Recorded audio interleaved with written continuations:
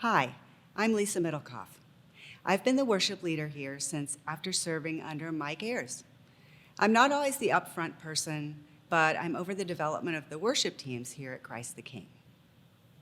I will be talking about the third principle of stewardship, which is faithful with another's, given your own, found in Luke 16, verse 12.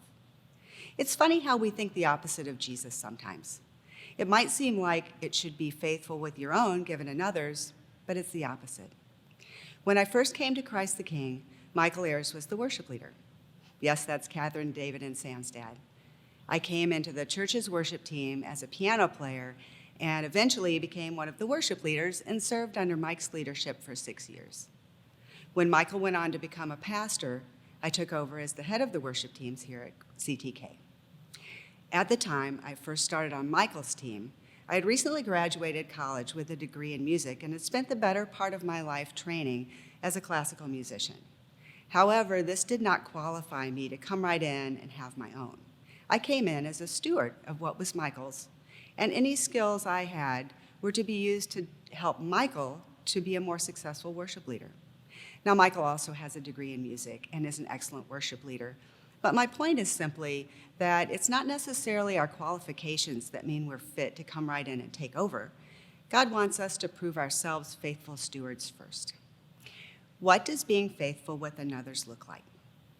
I just mentioned what I consider a very important characteristic, that we would seek to make the leader more successful. Our skill, gifting, and talents are used by us to be a strength to the leader and serve the group. This is true when we serve in any area of church, like kids club, cleaning crew, hospitality, nursery, worship, just to mention a few, and also in the cell that you're in. Consider how you can be a part of making your leaders successful.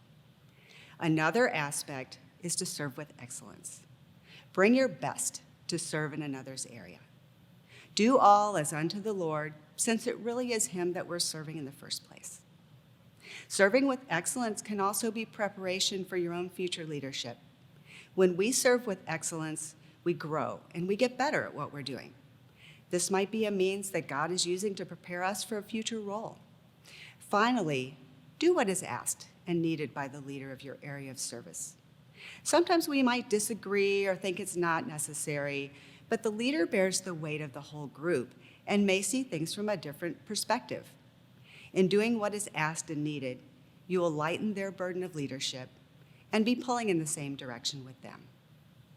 Being faithful with another's is a privilege, and God will bless you as you do it.